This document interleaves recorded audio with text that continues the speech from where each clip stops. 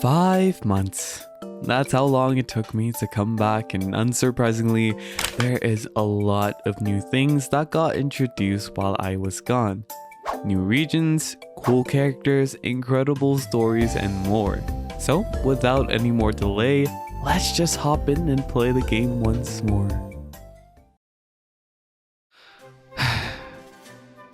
It's nice to be back. It's been 4 f***ing months. Where the f*** have you been? Did I kill him?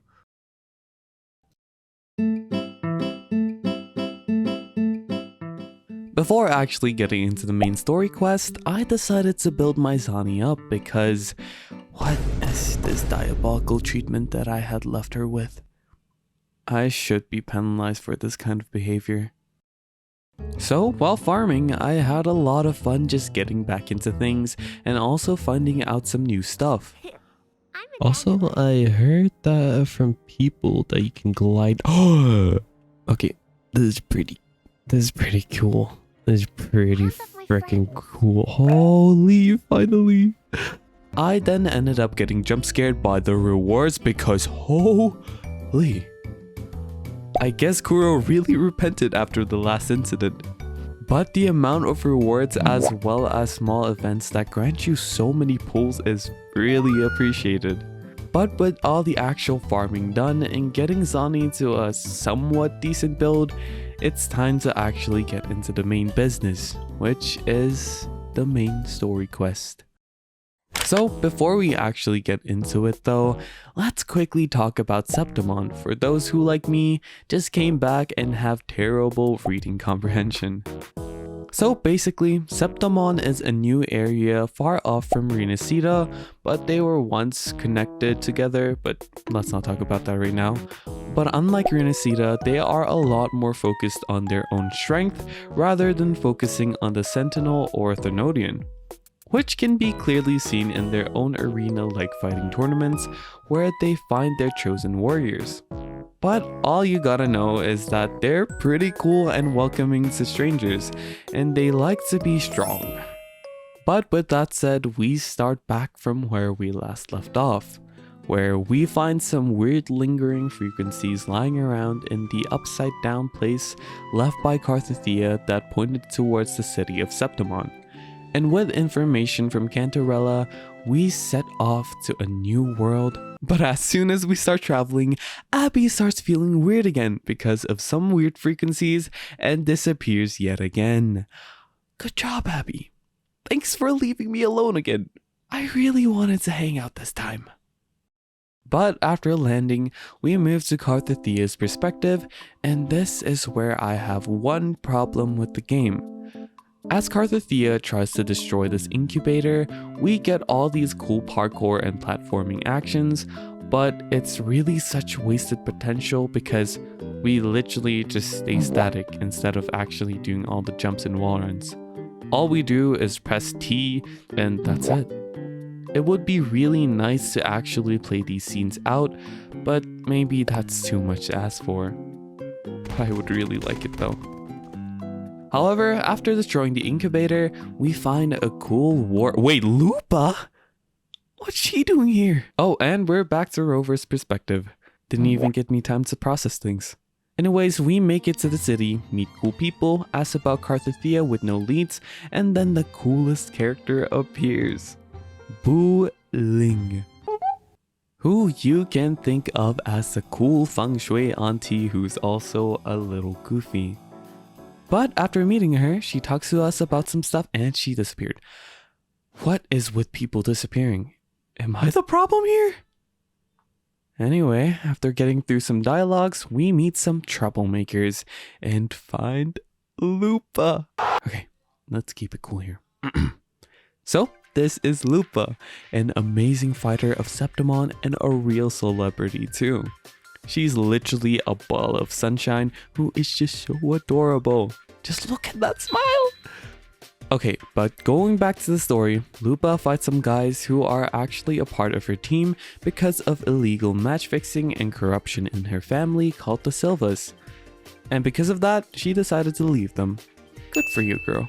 So, after beating them up, they run away and we talk together.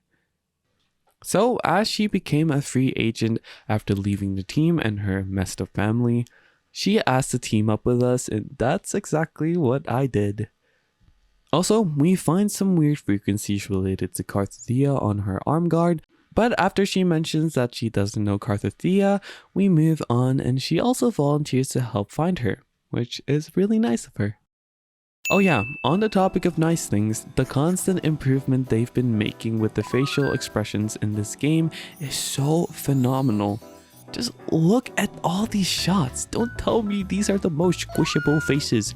It's incredible how expressive and lively all these characters look. So, after doing all the first few qualifying matches, we make it to the big leagues. We also met Lupa's old manager, who was actually kind of chill, though a bit suspicious. Then we get back to Carthethia's perspective, where we find her helping out Lupa, who forgot her name in this kind of different version or sonora thingy. And before we could process anything again, we get back to Rover's perspective, where we go to eat with Lupa and find that she has a whole drink to herself. But after getting our room, we then go to sleep. However, our rest is interrupted by a little someone, Florova, who in our dream came to talk about the events currently going on, how Carthethia is nowhere to be found, and why we get such weird visions of Lupa, which she revealed to be none other than Christopher's doing. With his ability, he warped reality to a kind of fairy tale where he could write anything in, but with some limits. So, she hands us a book with the script and warns us to be careful about Lupa. But of course I ignore that advice because Lupa would never do anything wrong. But now time for the semifinals, as this cool person walks out called Augusta, who's kind of like the strongest gladiator who rules over the area. So of course we match up with Lupa's corrupted teammates and we beat them way too easily. I kind of feel bad. And thus, after doing so, Lupa reveals the truth about the Silvas and brings their wrongs to light. After the head of the family, Julia, tries to act all high and mighty somehow after getting exposed, she gets sentenced to leave Septimon. Just look at her face.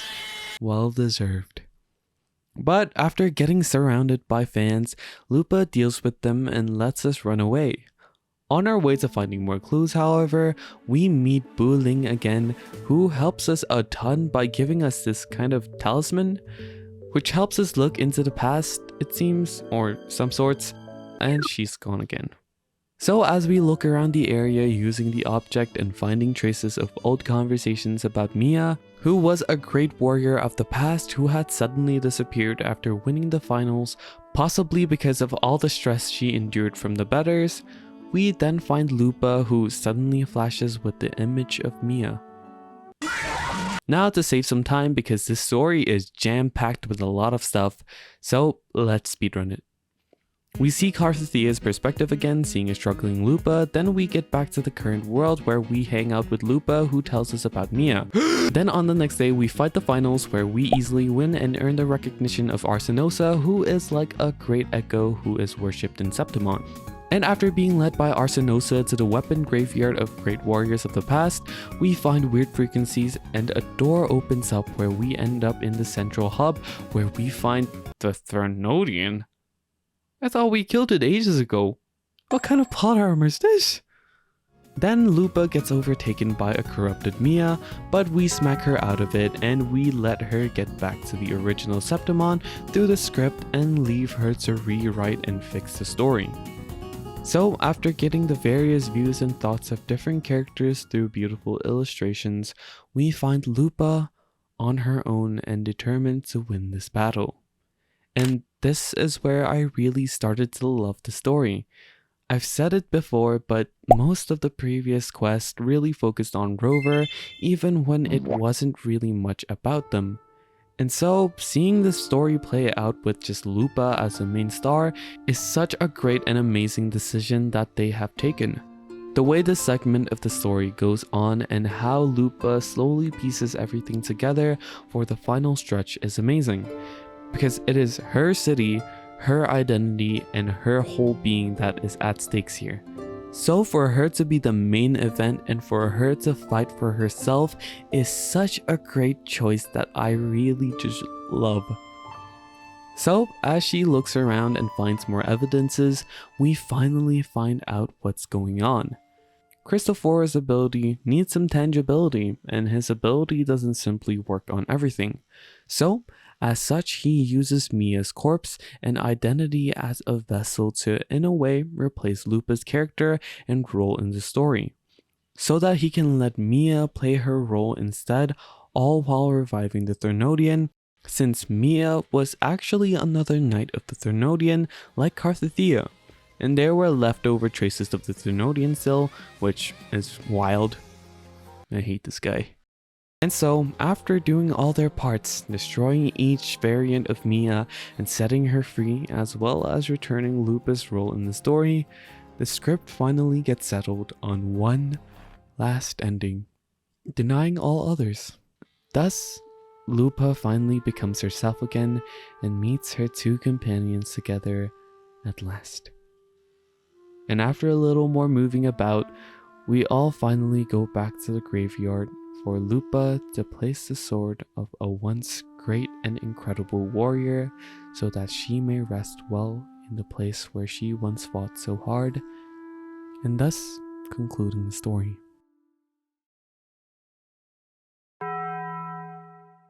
Okay, so I'm having exams right now, so let's just quickly wrap this up. The story, very nice. Rewards, ultra nice. Events, really nice. But the balloon defense looking one made me kinda mad. New region, nice. New drawn in VFX. New characters, beautiful. I want to say a lot more, but I don't have time. But I do have a lot of catching up to do, so be on the lookout for any videos I make when I find some certain stories interesting. Also, please give us more 4 stars. Bullying is a good start, but please, we need more.